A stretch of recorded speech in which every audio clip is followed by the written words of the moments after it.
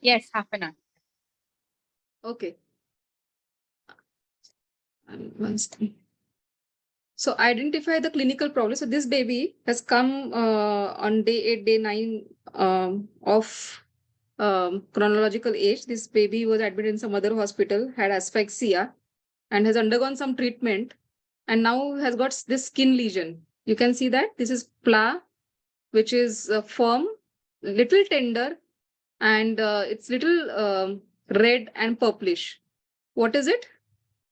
And what right conditions leading to this clinical problem, and what will you monitor in this infant? And what would be the treatment?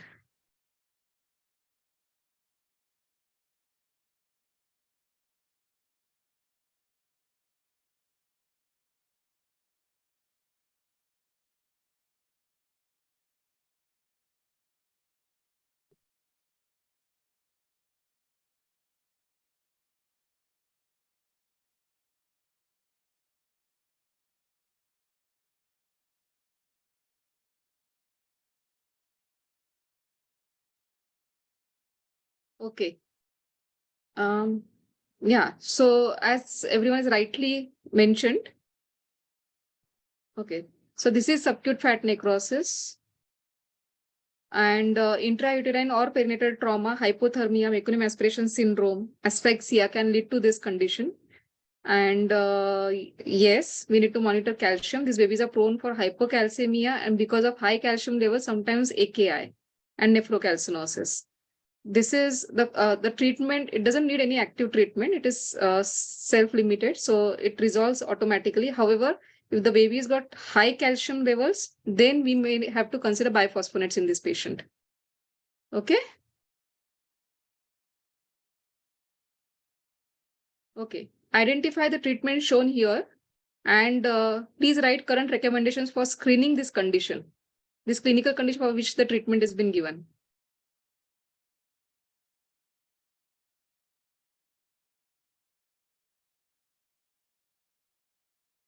Which babies need screening?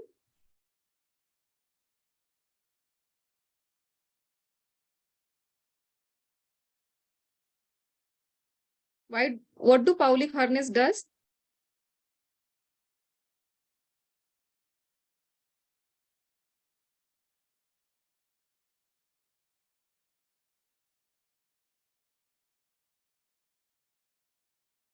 Yeah.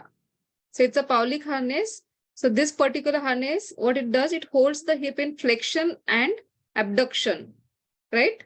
So this promotes optimal positioning of the femoral head in the acetabulum. That's why the harness is advised whenever the baby has DDH. So current recommendation is that the screening should be done in infants less than 6 months old with one or more of the significant risk factors that includes breech presentation, history of clinical instability. So if your autoimmune Barlow's are positive and there's positive family history. Okay, that's a AP recommendation. Identify the condition.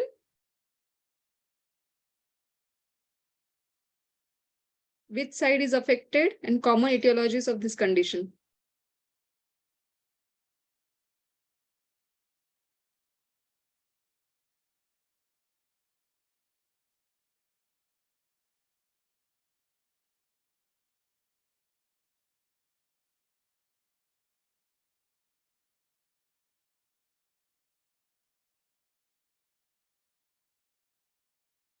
Yes. What are the causes?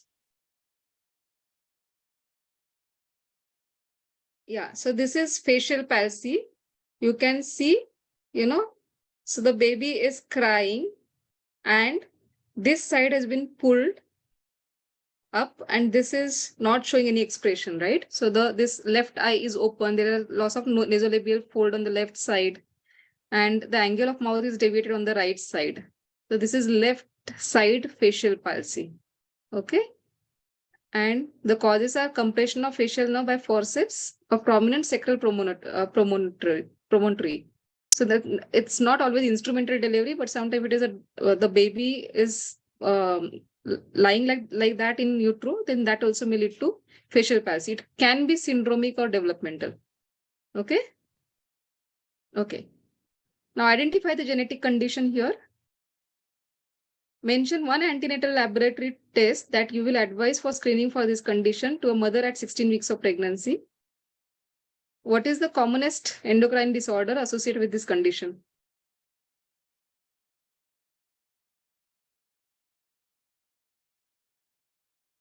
The laboratory test.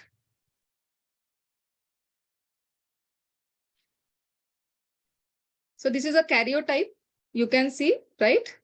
1, 2, 3, 4, 5, 6, 7, 8, 9, 10. So there are, this is a pair of chromosome. However, if you carefully see, you can see here, there are 3 chromatids here. So this is trisomy 21, right? You can see here. Yeah. So the first trimester, generally, the combined test is advised, which includes NT-scan, PAP-A, beta HCG, which is done at 10 to 13 weeks. In second trimester, quadruple test is advised, right? Which includes AFP, UE3, HCG, and inhibin. What is the commonest endocrine disorder? So that's hypothyroid, as you mentioned. How frequently does this baby need monitoring for hypothyroidism? At birth, then at birth. Okay. So if at 2 to 4 weeks, the thyroid is normal, then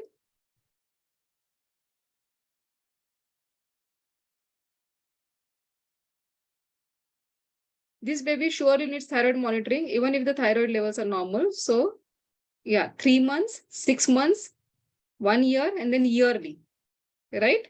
Invariably, this baby is going to need treatment for hypothyroidism. Okay.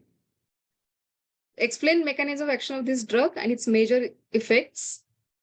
Name one indication for use of this drug in neonatal intensive care unit.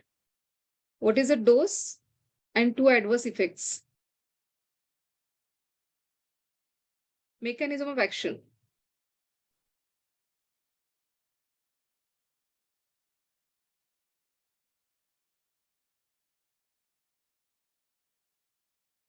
All are prepared well for the exam. Which phosphodiesterase inhibitor? 5 or 3?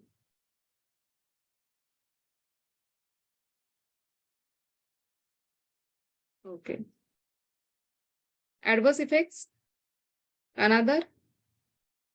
Okay, PPHN is one of the indication. Tell me one more indication for starting this treatment.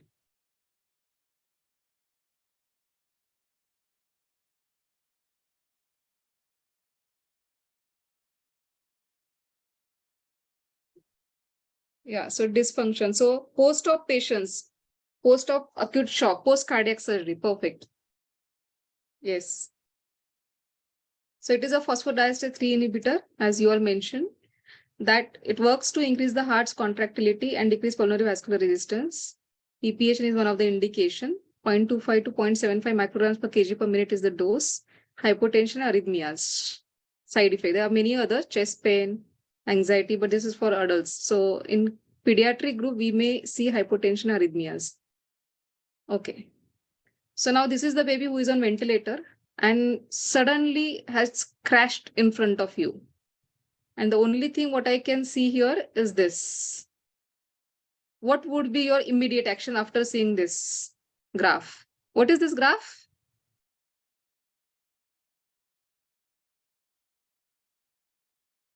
You are standing in front of the baby is crashed,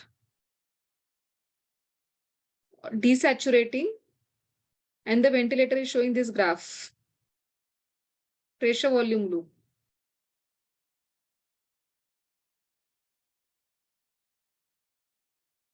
So what is happening here? The breath is initiated, right? And then there is exhalation. Now this exhalation, is it reaching the baseline? Yes, confirm tube position, leak in the system, right? So this is leak. So you would search for any leak. Now this is another baby, okay? doing good, but it started desaturating. And this is the baby's graph. Oh, so name the graph.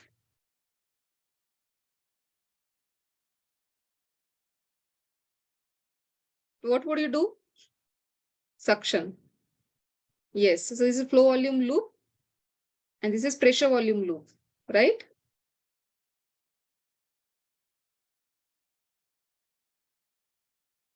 Yes. Okay. What is the diagnosis?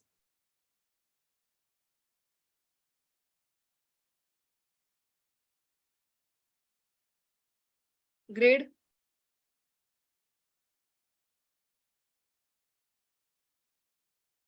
What is the name of the system by which you grade this?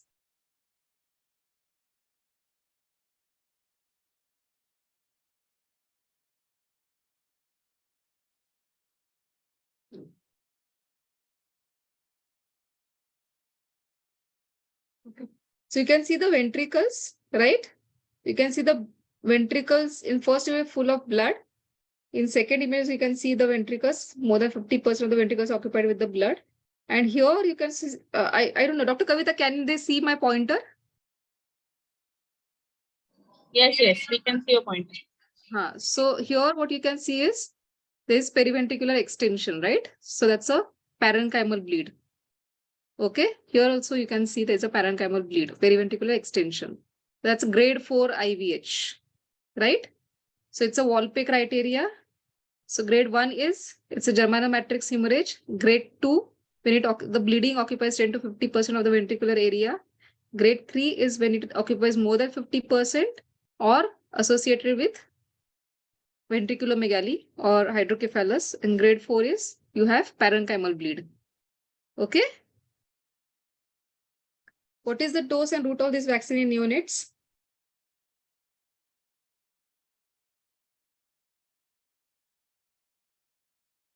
Dose? And how will you manage a healthy newborn baby weighing 1.9 kg born to HBS antigen positive mother in the immediate postnatal period?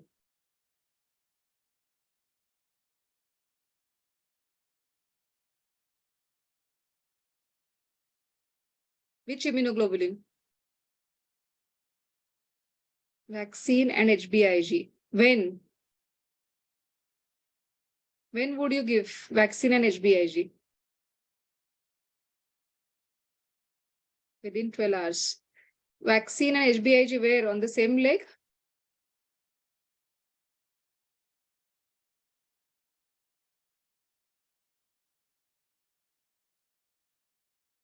Okay. So if vaccine is on right thigh, then the HBIG on the left thigh. Within 12 hours. Okay. And then afterwards, what would be the vaccination schedule of this baby? This is 1.9 kg. The next vaccine the baby will receive at what age?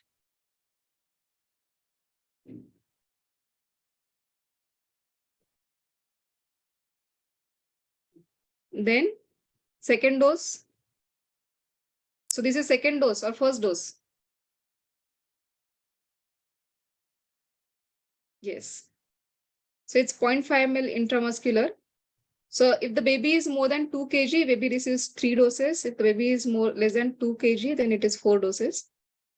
Okay, so HBIG and vaccine within 12 hours of birth. So alternate, but simultaneously. And the second dose should be after 1 or 2 months. The third dose is at 6 months. Okay. And if the baby is so babies who are less than 2 kg, the first dose you consider as 0. So total doses what baby baby weighing less than 2 kg receives is 4 doses, right? And final dose should not be sooner than 24 weeks. It should be given more than or equal to 8 weeks after the second dose and more than or equal to 16 weeks after the first dose. This baby status for HBS antigen and anti-HBS should be checked at 9 to 12 months. If the anti-HBS levels is more than 10 microunits per ml, then the baby does not need revaccination. But if the levels are low, this baby should get revaccinated. Okay. So only vaccination is not the treatment. Further, this baby needs monitoring in terms of development of antibodies and persistence of antigen. Okay. So this is a baby 1 week old, comes to an emergency department with lethargy, recurrent vomiting, and progressive sleepiness. On examination, this baby is hypovolemic, hypothermic, and hypoglycemia. I cannot hear good heart rate. The ECG looks like this. What is the diagnosis? And how do I treat this?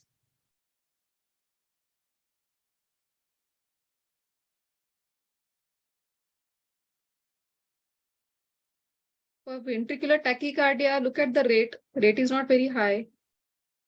Adenosine is for supraventricular tachycardia. Does this look like supraventricular tachycardia? So where is P? Can we see P here? No. Can we see QRS? Okay, look at this leads, chest leads. Okay, so QRS is a little wide. And what is this? What is this? Okay, these are tall peak T waves, which is seen in tall T waves are seen in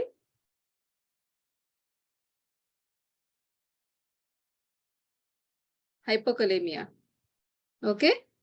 So what would be the management if this is hyperkalemia? So if I'm talking about a baby who has come with vomiting and sleepiness and hypoglycemia, hypothermia and hypovolemia, and now I know, okay, I might be dealing with hyperkalemia. So what is this likely to be? The overall condition, right? Now, what would be the immediate treatment for hyperkalemia here? Calcium gluconate, good. Second, soda bicarb. Third, GI infusion, NEP. And one more, Lasix, yes. Dialysis, yes. K-bind, perfect. Okay, so look at this. This is normal hyperkalemia and severe hyperkalemia. You can see the change in ECG. This is normal ECG. You can see P wave, Q wave, R, S, and T here, right? So as the potassium levels start increasing, you see that T waves are becoming tall, okay? And there's little suppression of P waves. So P waves started disappearing, right? The QRS also started little widening. And there is little ST segment elevation, right? When you have severe hyperkalemia, then you can see a sine wave pattern. Okay. The management, first you eliminate the potassium source. Okay. If the baby is on IV fluid, stop potassium. Then this baby's got arrhythmia, so you stabilize the cell membrane by giving calcium gluconate. The third is you translocate the potassium intracellularly by giving bicarb and also starting glucose infusion drip. And you eliminate the potassium by two ways. One is K-bind and second is dialysis if the baby does not respond. The last, so this is a group of neonatologists who wanted to see TREC levels based on the gestation age, at different gestation age, and then they grouped the data and presented like this. What is this graph?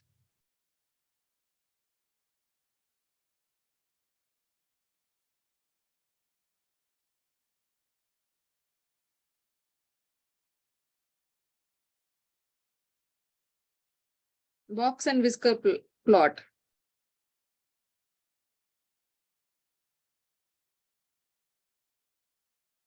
Okay. So yeah, so it graphically presents the numerical data. Now here I have mentioned, so this is the box, the graph, okay? So just label this. What is A, B, C, D, and E? Let us start with A. A is outlier. What is B?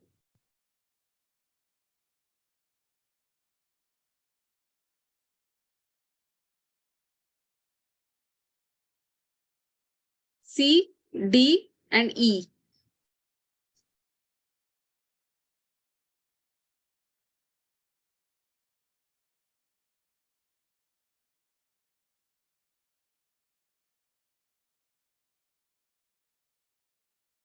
Okay. Yeah, so this is box and whisker plot. Okay. That somebody mentioned. So So A is outlier. We'll talk about that. B represents 75th percentile, okay, or third quartile. C is median or 50th percentile. D is first quartile or 25th percentile, right? And E is interquartile range. That's the difference between Q3 and Q1. Okay, so this is the box and this is the whisker. Okay, and the data which doesn't fit in this is outlier. The whisker is generally 1.5 times the interquartile range. Okay. Thank you. Thank you, Dr. Shilpa. Oh, I was fast. Yeah. Thank you. So as expected, the case discussion was very fruitful and with so many learning points. And the OSCE was great. I think very practical oriented OSCE. So thank you so much. And yeah, I think with that we can end our session today. Thank all the presenters and the participants, and we'll see you next Wednesday. Yes. So good night. Good night.